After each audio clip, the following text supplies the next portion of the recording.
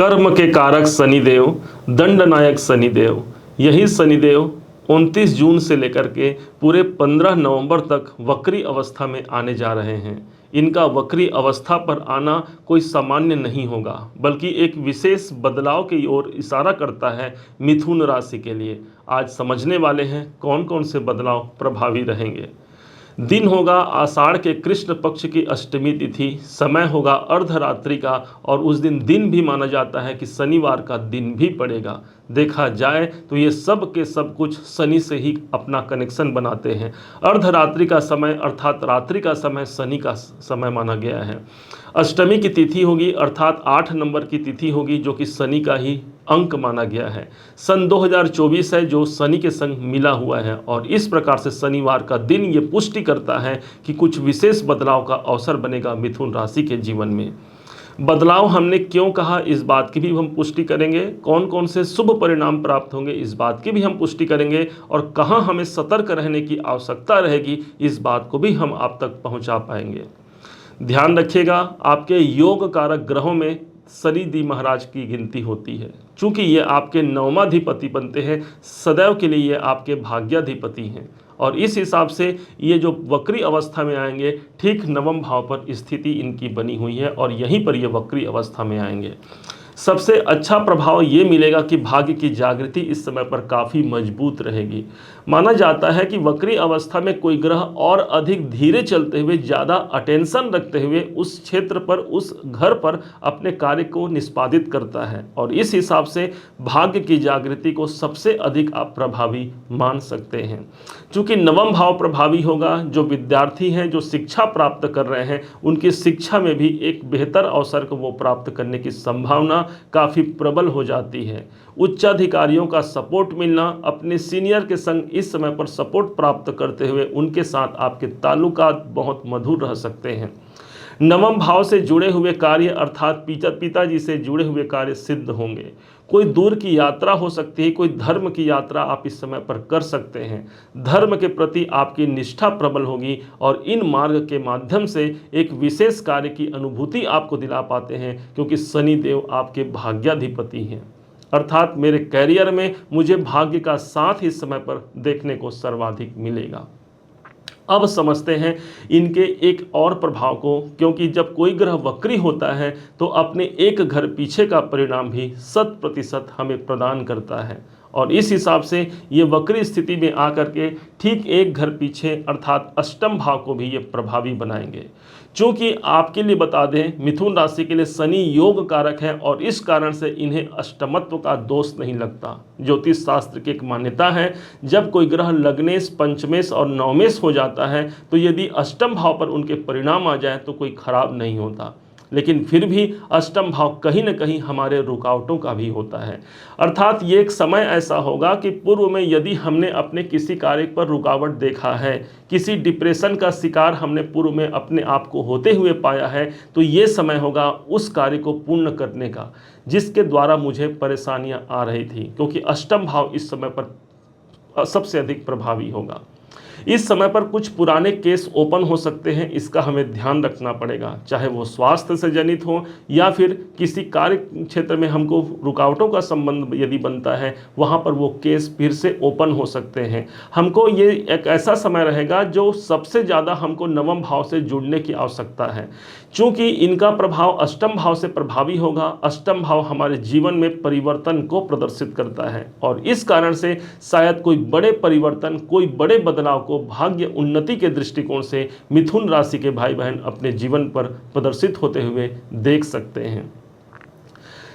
वैदिक ज्योतिष के अनुसार माना जाता है कि जब कोई ग्रह अपने वक्री अवस्था में आता है तो वह उस समय पर अपने नक्षत्रों के अधीन होकर के हमें परिणाम प्रदान करता है, और इस हिसाब से आज शनिदेव पूर्वा भाद्रपद नक्षत्र पर संचरण कर रहे हैं, जिनके स्वामी बनते हैं स्वयं देवगुरु बृहस्पति। और बृहस्पति जिस स्थान पर होंगे उनका परिणाम भी हमें सर्वाधिक देखने को इस समय पर प्राप्त होगा, चूँकि शनि इस समय पर गुरु के नक्षत्र पर उपस्थित होंगे। देखा जाए तो ये गुरुदेव 12वें घर पर बैठे, जहां हमने राइट का निशान लगाया हुआ है। यह 12वां घर इस समय पर अधिक प्रभावी हो सकता है। यूँ तो इस स्थान से जुड़कर इसका आप लाभ ले सकते हैं, जैसे कि यदि आप विदेशों में रहते हैं, विदेश संबंधी कोई कार्य करना चाहते हैं, समय आपका योग कारक होगा। शनि का प्रभाव गुरु के द्वारा हमें प्राप्त होगा। शनि हमारा कर्म है तो देवगुरु बृहस्पति हमारे भाग्य हैं, और इस कारण से भाग्य और कर्मों का समावेश हमको अपने जीवन पर सबसे ज़्यादा प्रभावी होते हुए नजर आएगा। चूंकि 12वां घर प्रभावी होगा, इस हिसाब से यदि कोई आप आयात निर्यात से संबंधी काम करते हैं, कोई इंपोर्ट एक्सपोर्ट संबंधी काम करते हैं, वहाँ पर भी उसमें प्रबलता देखने को मिल सकती है। 12वां घर हमारे जीवन का बदलाव है, और इसी कारण से हमने शुरू में ही कहा कि ये जो शनि का वक्री अवस्था पर आना किसी विशेष कार्य की जागृति को लेकर के बदलाव प्रदर्शित करा सकता है। किसी कार्य में यदि बाधा हो रही है, किसी कार्य में विलंब हो रहा है, किसी कार्य में यदि हम रुकावट फेस कर रहे हैं, तो ये वक्री अवस्था पे आना उसी कार्य को बढ़ावा देते हुए बदलाव जरूर करेंगे। क्योंकि अष्टम भाव प्रभावी होगा, इसलिए हमें कोई रुकावट भी देखने को मिलेगा, लेकिन बदलाव भी इसी समय पर होगा। अर्थात आपका पूरा का पूरा अटेंशन होना चाहिए अपने कार्य की निष्ठा पर, आपका पूरा अटेंशन होना चाहिए अपने कार्य के बदलाव पर। क्या आप चेंज करना चाहते हैं? यदि जॉब चेंज करना चाहते हैं, वक्री स्थिति पर है, एक अनुकूल समय है, इसका आप लाभ उठा सकते हैं। यदि किसी कार्य में बाधाएं हैं, तो ये वक्री अवस्था में है, उस बाधाओं से मुक्ति के लिए आपको अपना एफर्ट लगाना है, अपना प्रयास सबसे ज़्यादा लगाने की आवश्यकता रहेगी। वक्री स्थिति पर आना इसका मतलब कदापि नहीं है कि वो आपको नुकसान पहुंचाएंगे या किसी प्रकार से आपको प्रताड़ित करेंगे, बल्कि ये तो जीवन को एक बेहतरी की ओर प्रदर्शित करेंगे, क्योंकि आपके योग कारक हैं। कई लोग हमसे पूछते हैं कि ये योग कारक का मतलब क्या होता है। हम इस बात को प्रदर्शित करना चाहेंगे, जब कोई ग्रह लगन के स्वामी, पंचम के स्वामी और नवम के स्वामी होते हैं, उसे योग कारक कहा जाता है। अर्थात ये ग्रह कभी भी हमारा अहित नहीं करते। ज़्यादातर केसों में देखा गया है इनके शुभ प्रभाव ही हमें प्राप्त होते हैं, और इस हिसाब से शनि योग कारक है। योग का मतलब होता है प्लस करना, अर्थात जोड़ना। तो इस समय पर कोई कार्य हमारे जुड़ सकते हैं, कोई टूटे हुए कार्य हैं, कोई कार्य से हमारा किसी के साथ संबंध, रिलेशन यदि टूट गया है, तो ये समय होगा उस कार्य की पुनरावृत्ति करने का, जुड़ने का समय। और इस कारण से ये समय एक बड़े इन्वेस्टमेंट का समय हो सकता है, क्योंकि 12वां घर इस समय पर प्रभावी हो रहा है। कोई बड़ा निवेश का आप सोच रहे हैं, ये समय होगा 4 महीने 17 दिनों का ये समय होगा, जहां पर बड़े इन्वेस्टमेंट का आप प्रोग्राम, अपना नियोजन बना सकते हैं। 12वां घर वो स्थान हो गया जिस समय पर मेरे मेडिटेशन, मेरे ध्यान, मेरे आराधना, मेरे साधना का मुझे प्रतिफल मुझे प्राप्त होता है। इस समय पर कुछ समय निकाल करके ध्यान जरूर लगाइएगा। कुछ समय, जो समय आपको बन पाए, उसमें ध्यान, मेडिटेशन सुबह के समय पर जरूर कीजिएगा।